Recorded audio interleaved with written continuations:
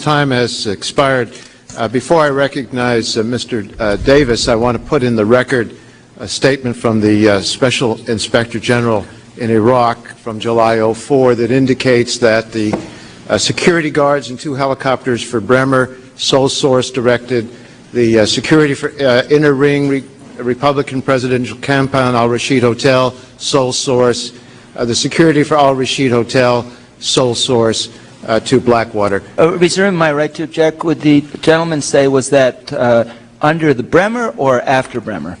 This is an '04, so it would have been. So it was under Mr. Bremer, not since we transferred power to the Iraqis. I don't know the answer to that, but this document only refers to the period of time. Under Mr. Bremer. I don't object. Mr. Chairman, may I have Mr. Chairman, may I have a minute, please? May I have a minute, please? 1 minute, please. Thank you. We'll take. Oh, yes.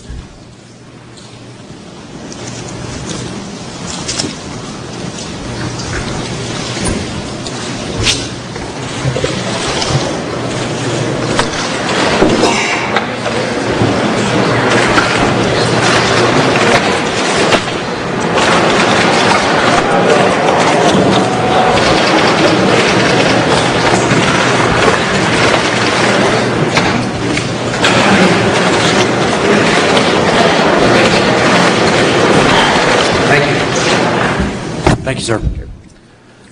Thank you, Mr. Davis. Thank you, Mr. Chairman. Mr. Prince, throughout your testimony and in other comments attributed to you, you have praised the Blackwater personnel on the ground in Iraq, but mistakes do in fact happen. You do admit that Blackwater personnel have shot and killed innocent civilians, don't you? No, sir, I disagree with that. I think there's been times when guys are using defensive force to protect themselves, to protect the package they're trying to get away from danger. There could be ricochets. There are traffic accidents. Yes, this is war. You know, since 2005, we've conducted in excess of 16,000 missions in Iraq and 195 incidences with weapons discharge. In that time, did a ricochet hurt or kill an innocent person? That's entirely possible. But again, we do not have the luxury of staying behind to do that terrorist crime scene investigation to figure out what happened. Well, according to a document we obtained from the State Department on June 25th, 2005, Blackwater guards shot and killed an innocent man who was standing by the side of the street. His death left 6 children alone with no one to provide them support. Are you familiar with this incident?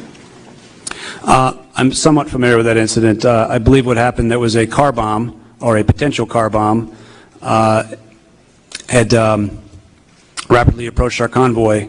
I believe our guys shot rounds at the car, not at the driver, to warn them off. One of those rounds, as I understand, penetrated through the far side of the car, ricocheted, and injured that innocent, or killed that innocent man.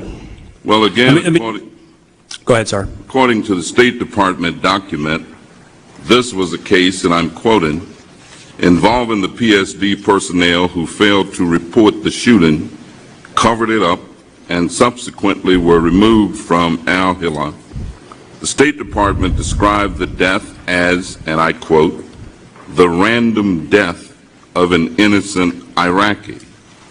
Do you know why Blackwater officials failed to report this shooting and later tried to cover it up? I can clarify that fully, sir. Thanks for asking that question. There was no cover-up because our people reported it to the State Department. They did look into the shooting and the justification of it, and it was deemed to be an appropriate use of force. The man was fired because he had tried to cover it up. He panicked and had asked the other team members to cover it up and to not report it. Well, was there... We discovered that through our policy worked. We reported the incident to the State Department, and that's why you folks have it in the committee, because we fired the guy, and he was terminated not for an inappropriate shooting, but for not following the reporting procedure. Well, was there any reason this report was not provided to the committee? I don't know, sir. I'll have to, I'll look into that and get back to you. Well, the same document states that the State Department contacted Blackwater headquarters to encourage you to offer this man's family compensation. After this shooting of an innocent man and after the attempted cover-up, Blackwater paid $5,000 to the family. Is that not correct? I believe that was paid through the State Department. That's similar to what DOD does, what the Army does. If there is an accidental death from a, whether it's an aerial bomb, a tank backs over somebody's car, or injures someone, there is compensation paid to try to make amends. But that was done through the State Department. That was not paid to try to hush it up or cover it up. That is part of the regular course of action. And there was no cover-up because we discussed, our guys reported the incident, and the company fired him for not reporting the incident. Well, can you tell me how it was determined that this man's life was worth $5,000? We don't determine that value, sir. That's kind of an Iraq-wide policy. We don't make that one. Do you know how many payments Blackwater has made to compensate innocent Iraqis or their families for deaths or injuries caused by Blackwater personnel? I do not know that, sir.